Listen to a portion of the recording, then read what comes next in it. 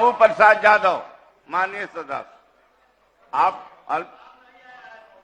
जवाब नहीं आया है। जवाब नहीं आया। माननीय मंत्री सहकारिता विभाग,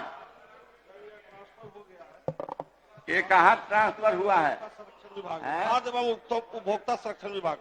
माननीय सदस्य स्थानांतरित है खाद्य उपभोक्ता संरक्षण मंत्री, खाद्य उपभोक्ता विभाग।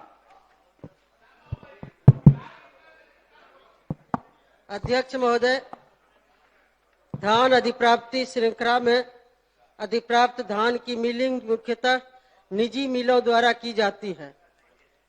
उदाहरण के तौर पर खरीफ विपणन मौसम 2021-22 में पैक्सों के सभी सत्यापित मिलों की कुल मिलिंग क्षमता 3.86 लाख मीट्रिक टन ही थी, जबकि 26.14 लाख मीट्रिक टन चावल निजी मिलों द्वारा ही तैयार किया गया था।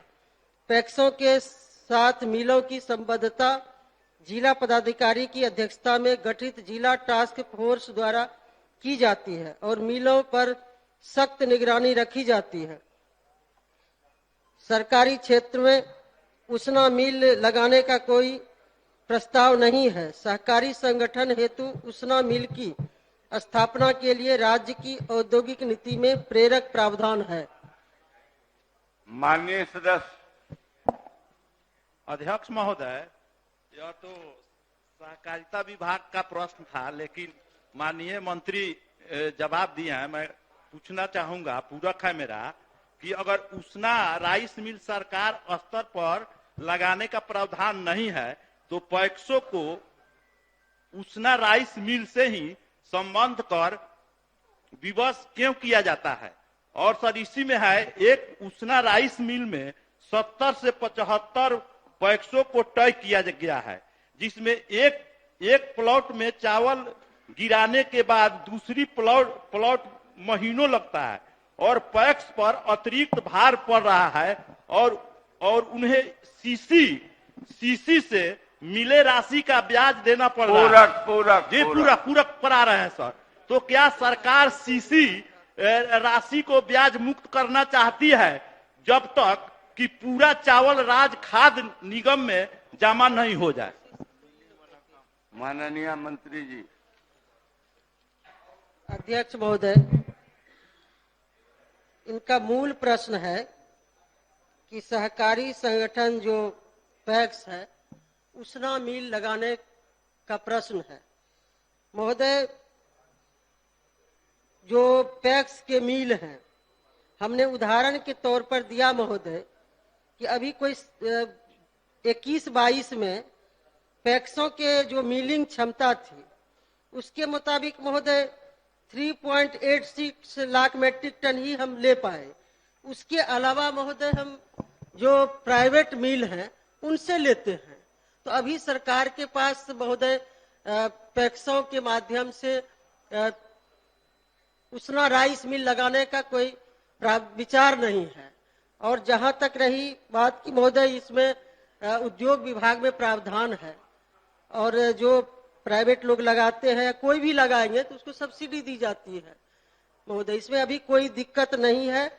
और जो प्राइवेट मिल है, जो राइस मिल, उनसे पैक्स को टैग किया गया है और जितनी हमारी क्षमता है चावल लेने की 42 लाख मीट्रिक टन धान के एवज में हम 28,50,000 मीट्रिक टन धान चावल लेते हैं। उसमें कहीं कोई दिक्कत नहीं है महोदय। माननीय श्री अजीत कुमार महोदय, मेरा पूरक है कि पूर्वी चंपारण में 376 पैक्स है और 4 सिर्फ उसना चावल का मिल है, सिर्फ है 4 है। तो 376 पैक्स जो है सो 4 उसना मिल में अगर धान देता है और चावल लेता है तो इसको कितना समय लगेगा? मैं सरकार से अनुरोध करूंगा कि सरकारी स्तर पैक्स को जो है सरकार पैक्स स्तर पर राइस मिल खुलवावे उसना, ताकि जो है वह जो है पैक्स के जो अनाज है, जो चावल धान है, वह आसानी से उसमें जा सके। माननीय मंत्री। महोदय, माननीय सदस्य ने जिस जिले की चर्चा की है वो प्रश्न में नहीं है महोदय। इनका मूल प्रश्न है कि राइस मिल, उसना राइस मिल पैक्सों के द्वारा लगाया जाए, लेकिन सरकार के पास अभी कोई विचार इस तरह का नहीं है महोदय। सरकार के पास अभी कोई विचार नहीं है। माननीय सदस्य, आपने जो प्रश्न किया और सरकार के जो व्यवस्था है उसके संबंध में सरकार ने आपको जानकारी दी। हम तो निवेदन कर रहे हैं आप सरकार आपके निवेदन को सुन रही है, लेकिन किसी तरह के अभी कोई व्यवस्था नहीं हो पाई है। सरकार जो आपने कहा सरकार सुन ली है, सरकार उसको दिखलवाएगी। तारकिशोर बाबू, माननीय सदस्य तारकिशोर बाबू। महोदय, यह माननीय सदस्य के द्वारा जो प्रश्न लाया गया है ये पूरे बिहार की स्थिति। उसना चावल की मिलें काफी कम है, किसी किसी जिले में उसना ही लोग लेते हैं जो पीडीएस के द्वारा, कहीं कहीं अरबा भी लेते हैं।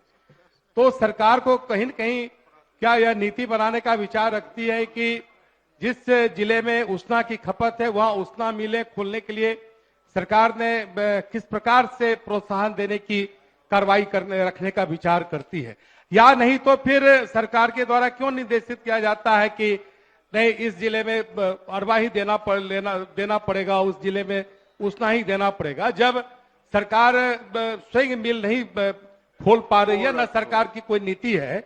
तो इसको या तो पूरे खुला करना चाहिए या सरकार को फिर उसना मिले अधिक से अधिक खुले, इसके लिए प्रोत्साहन देने के लिए सरकार ने क्या नीति बनाई? सरकार ने स्पष्ट कहा कि अभी इस तरह के कोई मामले सरकार के अधीन विचाराधीन नहीं है। जैसा सरकार का